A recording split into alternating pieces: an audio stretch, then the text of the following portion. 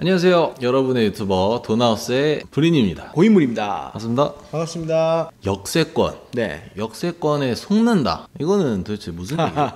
역세권에 속는다. 뭐 굳이 꼭 누군가가 속이려고 하는 의도가 없더라도 모든 이제 광고에는 역세권이냐 아니냐에 따라서 광고 프레임 자체가 다 달라지거든요. 그죠. 어느 부동산 광고도 역세권이란 말이 안 들어가는 곳이 거의 없어요. 왜? 일단 역세권이라고 하면은 네. 사람들이 무조건 쳐다보지 않을까요? 그렇죠. 맞아요. 저 같아도 역세권을 먼저 찾을 것 같아요. 맞아요. 예전 같았으면 역세권이라는 게 어느 정도 플러스 되는 프리미엄이었다고 보면 요즘 같은 경우에는 역세권이 아니면 마이너스가 되는 시대예요. 지금 역세권이란 게 어떻게 보면 기본이에요. 역세권도 아닌데 저 집을 내가 왜? 라는 분위기가 조장되어 있을 정도로 역세권이 중요한 걸 넘어서 기본이 되는 시장이거든요. 그래서 거의 모든 이제 부동산 광고에 역세권이란 말이 다 들어갑니다. 진짜 거기가 역세권일까요? 역세권을 이냐 아니냐를 어떻게 브린이는 구별해서 확인하세요? 아무래도 도보로 한 5분 정도 거리가 네. 역세권이라고 생각을 했었거든요. 그러면 도보로 한 15분 정도 거리는. 15분이면 저는 역세권이라고 생각을 안 했었어요. 근데 보통 역세권이라 하면 15분, 20분 또 역세권이에요. 20분도요? 그럼요. 그게 네. 걸어서 20분을 네. 가는데 그게 역세권이에요?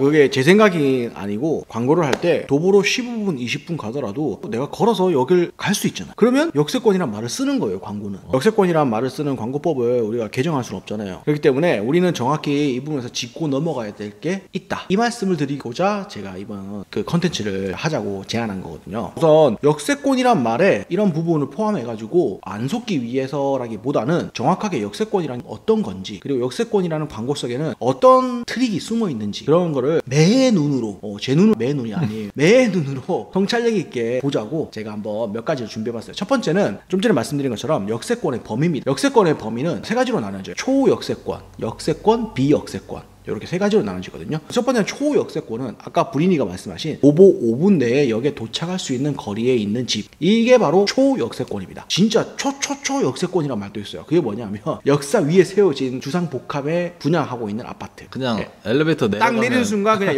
역사.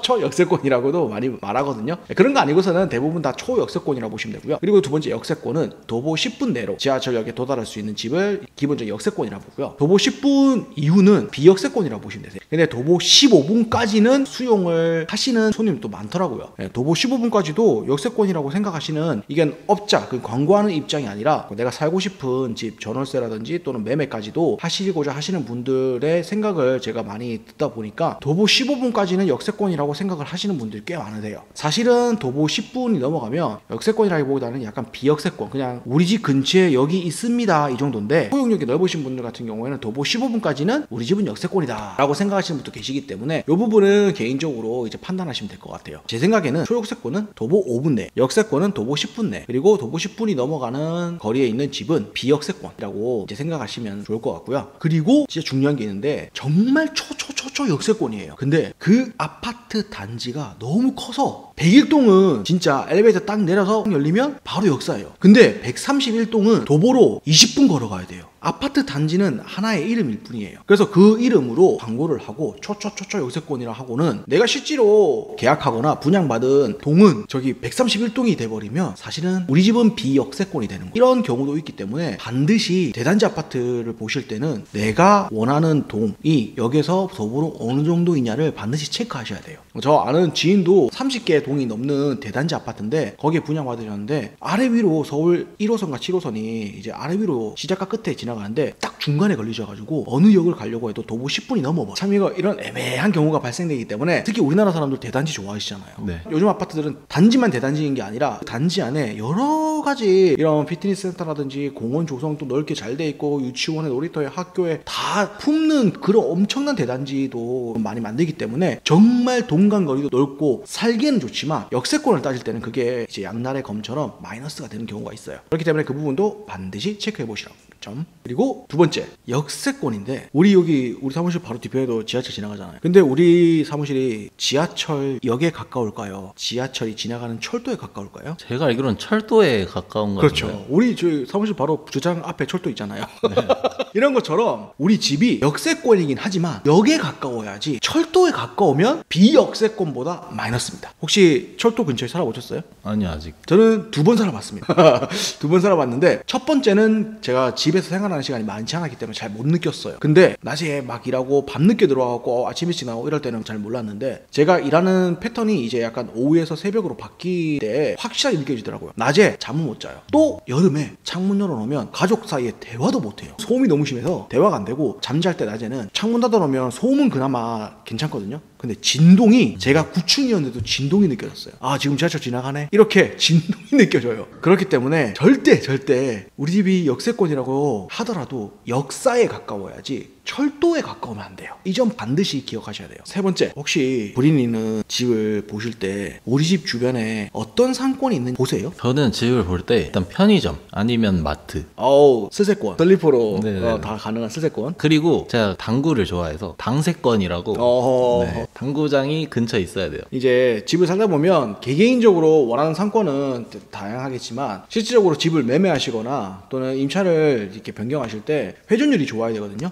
근데 그런 부분에서 내 집 주변 상권이 어떤 부류로 형성되어 있냐에 따라서 거기서 차이가 나요. 제가 손님을 모시고 많이 방문하다 보면 똑같은 조건에 똑같은 집인데 더 싼 집도 아니지 조건도 더 좋았어요. 왜냐면 더 역사에 가까웠거든요. 역사에 더 먼 집이 오히려 더 먼저 나가거나 또는 더 인기 있는 경우가 많았거든요. 그 이유가 역사에 가까울수록 비선호하는 상권이 형성되어 있는 경우가 많아서 그렇거든요. 비선호하는 상권은 어떤 게 있을까요? 시끄럽거나 네. 뭐 저와 아예 연관성 없는 그런 상권이. 어떤 게 있을까요? 그런 게? 분이 술 안 마시잖아요. 네. 네, 그러니까 브린이랑 연관성 없는 상권들이 아마 대부분 다 비선호 상권일 건데 왜냐하면 술도 안 마시기 때문에 술집은 비선호 상권이죠. 그리고 사실 여자친구 없잖아요. 네. 네, 그래서 여자친구 없으니까 모텔 갈 일도 없으니까 모텔가도 비선호 상권일 거잖아요, 그죠? 네, 그렇죠. 네, 그러니까 모텔가 술집만은 밀집되어 있네. 그러니까 막 모텔이 한두 개 있고 술집이 뭐 두세 개 있고 이게 아니라요. 그냥 10개 이상이요. 모텔이 10개 이상. 누가 봐도 이거는 모텔 집합소예요. 누가 봐도 여기는 술집 집합소예요. 거기다 불러서 해서 나이트나 단란주점이 있다. 이러면 굉장히 사람들이 싫어합니다. 이거는 아이 키우는 사람만 싫어할 거라고 생각하시는데 저도 처음엔 그렇게 생각했거든요. 근데 실제로 젊은 신혼부부라든지 나이 드신 노부부라든지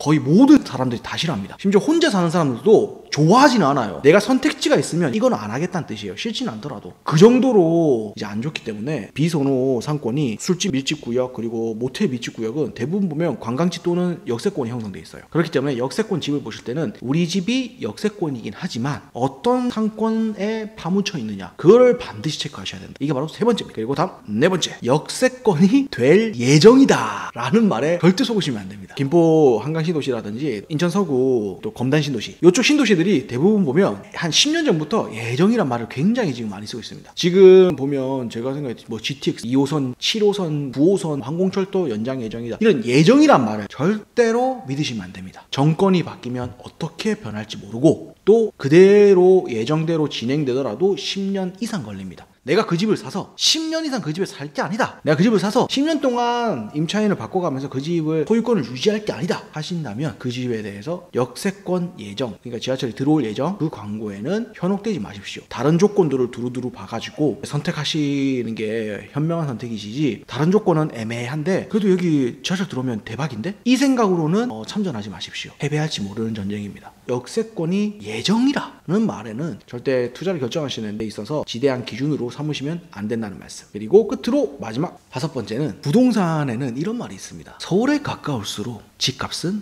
올라간다. 이게 무슨 말씀인지 아십니까? 당연한 거 아닌가요? 아 당연하다. 서울에 가까울수록 네. 집값이 올라가는 건 대한민국에서는 어쩔 수 없는. 근데 실질적으로 보면 서울에 가장 가까운 부천이라든지 그런 곳은 집값이 별로 또 안 높은 데도 있어요. 서울에 딱 붙어 있거든요. 부천은 그렇게 집값이 많이 안 높아요. 근데 왜 이러냐? 바로 서울 중에서도 직장 중에서도 고연봉 직장이 있는 곳을 중심으로 가까워야 돼요. 그러다 보니까 강서구는 고연봉 직장이 그렇게 많진 않아요. 고연봉 직장이라면 첫 번째 대기업이겠죠. 금융기업. 그 다음에 국가 고위층 기업들. 그 다음에 방송 언론 기업들, 이런 기업들이 이제 어떻게 보면 고위층이라고 하고, 또 그 다음에 의사들 중에서도 고연봉자는 사실상 피부 성형이에요. 상권이 형성되어 있는 곳이 다 강남이에요. 그러다 보니까 서울 중에서도 강남에 가까워야 집값이 올라갑니다. 근데 가깝다는 말은 거리도 있지만 시간도 있습니다. 강남으로 빨리 갈 수 있는 곳이 가까운 곳이에요. 그래서 우리가 GTX도 뚫고 그러는 이유가, 부천에서 만약에 강남을 가려면 차로 가면 한 40분 50분 걸려요. 근데 의정부에서 GTX로 타고 오면 25분 만에 도착해요. 그러면 부천이 가까운 곳이 될까요? 의정부가 가까운 곳이 될까요? 의정부죠. 그렇죠. 그러니까 시간으로만 봤을 때. 근데 돈 많을수록 실질 거리보다는 시간을 거리로 계산해요. 그래서 사람들이 역세권을 중요하게 생각하는 거거든요. 근데 역세권 중에서도요, 강남 안 가는 역세권은 그렇게 많은 수익을 기대할 수 없게 됩니다. 시간이 지나면 체감하시게 돼요. 무조건 지금 현재로는 강남을 목표로 하거나 또는 강남을 경유하는 지하철 노선의 역세권만 일반적인 예상보다 더 높은 수익도 기대할 수 있는 그런 아주 황금알을 낳는 거위인 집이 될 수 있는 거예요. 이 점을 반드시 유념하셔야 돼요. 아무 지하철 역세권이라고 해서 다 역세권은 아니에요. 그렇기 때문에 이런 부분을 잘 유념하셔야지, 만약에 시대가 좀 바뀌어서 우리나라 대기업이라든지 방송 언론이라든지 또는 성형외과, 집합 상권들이 다른 지역으로 대거 이주를 한다던가 분산이 된다면 그때는 말이 달라집니다. 현재 시점에서는 지금 대부분이 강남에 다 몰려 있어요. 증권가라든지 금융가, 그리고 국회의사당도 그렇고 대부분이 고소득자가 일할 수 있는 그런 상권이 밀집되어 있는 곳들은 대부분 강남에 있기 때문에 다 강남을 중요시 여기게 돼요. 그러니까 집값은 거기서부터 나오는 거예요. 돈이 나와야지 그 땅의 가치가 높아지거든요. 간단한 예로 삼성 클러스트, 반도체 클러스트 부지가 예정만 되더라도 그 예정지는 땅값이 용이 하늘을 승천하듯이 승천해버립니다. 그 이유가 거기서 이제 돈이 나오기 시작할 거거든요. 석유가 나오듯이. 그러면 그 땅값은 올라가는 겁니다. 그런 원리로 생각하시면 되세요. 그러니까 직장이 있는 곳이, 그리고 그 직장에 다니는 사람들의 연봉이 높을수록 땅값은 함께 올라간다. 그렇기 때문에 역세권도 같은 역세권이 아니다. 역세권이더라도 어디까지 갈 수 있느냐에 따라서 내 집 가격도 그에 맞춰가지고 오르거나 내릴 것이다 라는 점을 반드시 기억해 두셔야 됩니다. 5가지의 역세권에 관련된 얘기 해봤는데요. 역세권도 다 같은 역세권이 아니다. 그리고 역세권이어도 돈이 올라가는 역세권은 아닐 수 있다. 오르더라도 그 오른 폭이 거의 이게 오른 거 맞나? 야, 지금까지 이 집 보수공사도 얼마 했고 리모델링도 얼마 했고 1년에 세산세도 이렇게 냈는데 요거 올랐다고? 마이너스인데? 이렇게 될 확률이 높다는 거죠. 뭔 말인지 알겠죠? 자, 이렇게 역세권이어도 다 같은 역세권이 아니니 속지 말자. 저희 돈하우스를 끝까지 시청해주신 모든 구독자분들 부자 되시길 바랍니다. 부자 되세요. 여러분의 생각을 댓글로 남겨주시면 저희는 더욱더 유익한 내용과 알찬 영상으로 찾아뵙겠습니다. 감사합니다. 감사합니다.